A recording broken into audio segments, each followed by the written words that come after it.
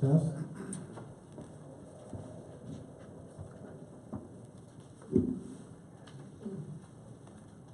Well, thank you everyone for showing up here at Ajax, and I want to welcome you here to Ajax, to the council chamber. I'm Constable George Tudos. I'm the media officer for Durham Regional Police, and we're here today to release details on our investigation into recent carjacking and robbery incidents in North Ajax. And speaking today, we're going to be having Mayor Steve Parrish, Chief Paul Martin, and also Detective Sergeant Ryan Connolly from Major Crimes. We also have here on stage with us Acting Detective Sergeant Chris Ludlow from 19 Criminal Investigations Bureau, and he will be joining us afterwards for the question period. So I will ask His Worship Steve Parrish to bring his greetings. Thank you very much, and welcome. I'd like to acknowledge a number of our councillors here today with us. Regional Councillor Sean Collier, Councillor Brown, Councillor Joanne Dyson, Councillor Marilyn Crawford are with us, and that reflects, I think, the great interest and concern that Council had with respect to this matter. Ajax is a very safe municipality. We work with numerous agencies throughout the community, including the Durham Regional Police, and have a great relationship and are constantly working on all sorts of matters with respect to public safety. But of course, these carjackings, their random nature, their threat of violence, they're happening in a fairly restricted geographical area over a short period of time, I think caused a lot of fear and concern in our community. The very randomness of them made everyone feel insecure and unsafe. So on behalf of council and our staff and our citizens, I want to just say thank you to Chief Martin and his team at Durham Regional Police Service, especially the frontline officers who worked so hard and so diligently to bring this investigation to a conclusion. I understand, of course, that there's much more police work that needs to happen on this, but you can be assured that there's a community that is feeling much better and much safer and much more secure thanks to the work of the police service. So with that, I'll turn it over to other speakers. Thank you. Thank you, Your Worship, and I want to introduce Chief Paul Martin, Durham Regional Police. Well, thank you, George. Good morning to everyone. Sorry if I appear to be losing my voice. I was just at a hockey game, and when I'm cheering people on, I just about lost my voice doing it. So anyway, good morning and welcome to Ajax. First of all, I want to thank Mayor Parrish and his councillors for their support and cooperation during this very difficult investigation. We are happy to report the two men responsible for the multiple carjackings and robbery incidents in Ajax are in custody and are behind bars. Tranel and Travell Otley, who are brothers, both of Hesketh Road and Ajax, are now facing combined 66 charges. The first in this crime spree, when this crime spree began, the first thing was a carjacking that occurred on October 12th at a residential driveway on Ravenscroft Road. And the arrest was made after a robbery incident involving a taxi driver near the Ajax Downs Casino on November 28th. In total, they are charged with 3 carjacking style incidents and 4 robberies involving citizens sitting in their cars or very close to their cars. It was a difficult case. It took time, so I want to thank everyone for their understanding and their patience during this investigation. I'd like to echo the Mayor's sentiments and thank and recognize the outstanding efforts of numerous units all involved together as a team. I'd like to thank my command team and my senior officers for pulling this team together in a very quick fashion. It is a sign of our agility and our ability to respond to the issues within our community in a timely and responsible fashion. All the units work together as a team, as mentioned by the Mayor. Frontline from West Division responders, our CIB detectives led by Acting Detective Sergeant Ludlow, to our major crime robbery unit, criminal intelligence branch, and the forensic identification unit. We had 9 different specialized units involved in this case at its peak. Thank you, Mayor Parrish, for allowing us to be here in Ajax today, in your building today, to share this good news with the citizens of Ajax. Thank you. Thank you, Chief Martin. And now we're going to have Detective Sergeant Ryan Connolly for Major Crime. Good morning. Thanks, Chief. Just want to say thanks to the citizens of Ajax. It's obviously been a very trying time over the past couple of months. Truly, the citizens of North Ajax especially were living in fear over the incidents that took place starting back in September. I want to thank them for their patience and lastly for their cooperation. We received great support from many of the citizens within our community. We're more than happy to help and assist with this investigation, and they actually played a very big role in helping us solve this case and bringing these 2 suspects to justice, so to speak, at this point. I can't get into too many details of the investigation. I will answer what I can. I know you probably have a lot of questions about how they were actually caught. And I also want to thank, before I answer those questions, the investigators that worked on this specific investigation.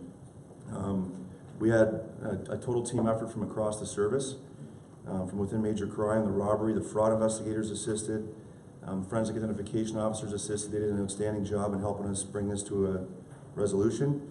All of the divisional criminal investigation branches supplied investigators to this investigation. I want to thank them as well. The intelligence branch, with officers from the drug enforcement unit, covert operations, technical support, and surveillance, also played an important role in bringing this to a successful conclusion. Our crime analysts, our K-9 uniform and frontline officers, and also our tactical support unit. So it truly was a team effort from across the service, and it came to a successful resolution because of everybody involved, including the community. So I know that Chris has already attended a couple of press conferences in relation to these incidents to speak to the citizens who obviously were very concerned. And at that point, we will do whatever we can to answer the questions that you have at this point. What did the drug unit have to do with it? The drug unit, there was no drug component to this investigation. They provided their investigative expertise to give us a hand with various investigative techniques. So these 2 brothers known to police? They were not known to police prior to this investigation. Not. How, you said you couldn't say much about how you caught them. How did you catch them? We had an incident that took place on September the 13th at the Ajax GO station. During that specific incident, there was a street-level robbery. The victim and the suspect in that robbery met via an online application called Let Go. That's an app where you can buy and sell property. At that specific incident, a female victim was robbed of several $100s. The suspect ran and fled from the scene. We were able at that point to obtain a fingerprint during that incident. We were also able to obtain surveillance images of the suspect, and they did not identify him at that time, but they did provide us with certain information, obviously the clothing that he was wearing during that time. Subsequently, we received some information from the app Let Go that gave us some clues as to who may be involved. That information that we obtained from that portion of the investigation led us to an area in North Ajax where we concentrated our surveillance efforts after obtaining that information. And as the investigation progressed from there, we were able to identify 2 of the suspects, and that's how we kind of came to conduct our investigation on those 2 individuals specifically. So how did you tie everything together, all the 9? All the 9 were basically tied together through forensic evidence, fingerprints that were obtained during different incidents, video surveillance footage from various locations. Okay, so but how did you, I'm just sorry, I'm being daft, but. No problem. The suspects were actually arrested and they were caught and identified specifically after the last robbery. This took place on November the 28th. The two suspects were involved in the robbery of a taxi cab driver, at which point they were arrested immediately after that robbery took place.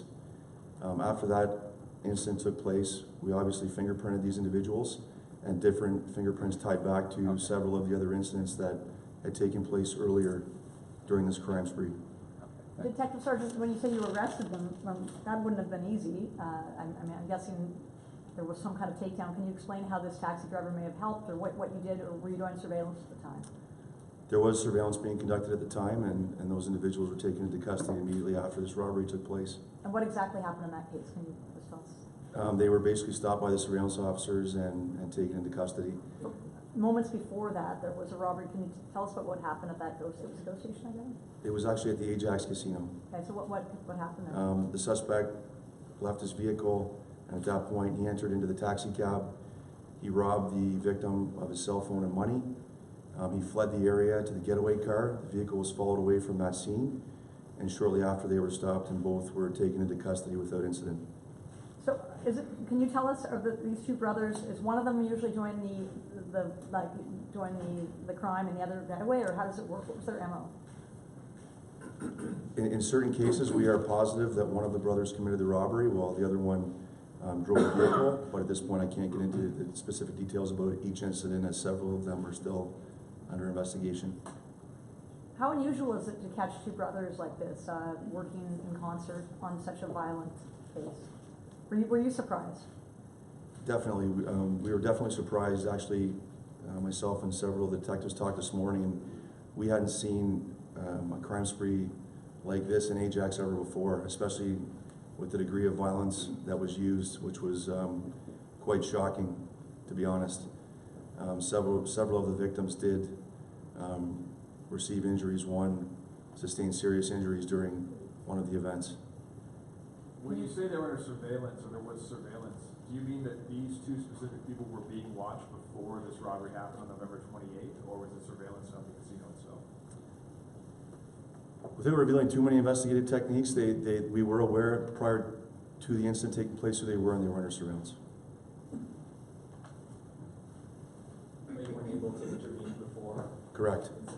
That is correct. We were not able to intervene before the actual incident took place. So they kind of just, they robbed somebody right in front of you while you were watching.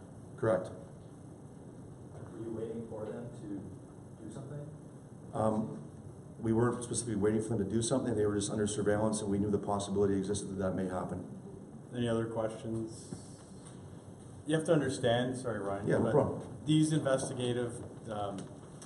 investigations are quite complicated. There's a lot of information, and now that we have several charges before the courts, I mean, there's a lot of information we can't release.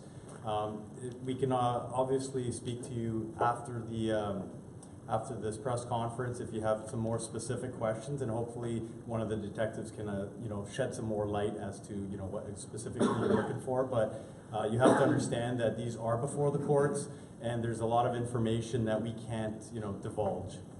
There's a lot more to it, and we're hoping that the court case will bring up some of these items and shed some more light as to exactly what transpired on not just the one incident, but all incidents in total. Like the chief said, this is a very complex investigation. There's a lot of information, a lot of different investigative teams that are working here together, so we can entertain some of those more complex questions afterwards. Do we have any other questions as far as the investigation goes by anyone? Sir. I'm just wondering, you guys seem to be completely resolved, as we are as residents, that you got, it's over. Last night when I came home from work, I felt more comfortable.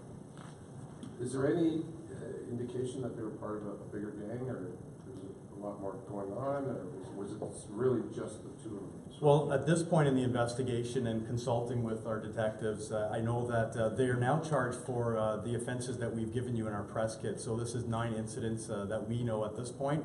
Not to say that this investigation is closed. I mean, this is obviously an active investigation. These are the charges that are before the courts. However, it may lead to other investigations. Like I said, there's a lot of work that we still have to do. We're not finished yet. Our investigators now have to do case preparation for court. There's a court process as well too. So there's a lot more to it, and we don't know yet that answer whether or not there's more to it. There may be more information. As that information does progress, we would update the media and the public as well too. But for these, are you actively looking for any other suspects than the two? Not that I'm aware of. At this point, it's just the two suspects that we believe are responsible for the 9 incidents.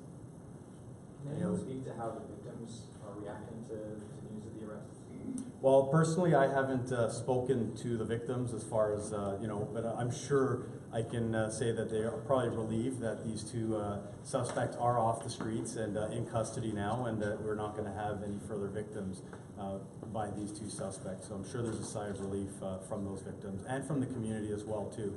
And I personally was at some of these town meetings where we spoke to community residents and people from the community, and I know that there was a lot of concern. A lot of people were worried, and a lot of people wanted to know what we were doing. And at the time, we weren't able to really release too much information as to what we were doing. And I know a lot of times people said that they don't see the police often, but just because you didn't see police doesn't mean we weren't there. We were actively, like I said, working on this, and this was our priority for our West Division Criminal Investigation Bureau investigators. It was a priority for Durham Regional Police to get these guys off the road, and that's what we're here to tell everyone, that we finally come to resolve in this incidents.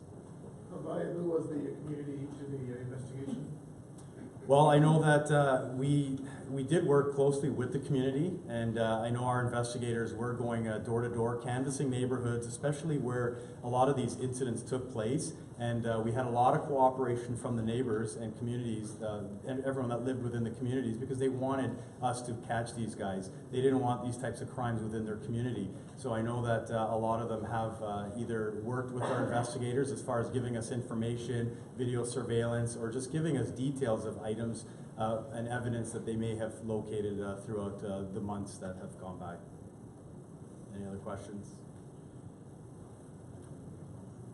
Besides the fingerprints, was anything else ever left at any of the scenes? Well, like Ryan said earlier, we can't get into the specifics, but there was a lot of evidence that was collected, and there was 3 vehicles that we also recovered as well too, as a result of the carjacking. So these are items of evidence that we collected, the vehicles, and we did fingerprints. We've obviously did our part as far as checking out these vehicles, looking for any evidence even at the scenes, whether it was blood or anything like that. I mean, we didn't leave any rock unturned, and we made sure that we did a full investigation and looked at everything. Where were the cars found? The cars were located close to the vicinity of where the actual incidents took place. So they were all in within that North Ajax area.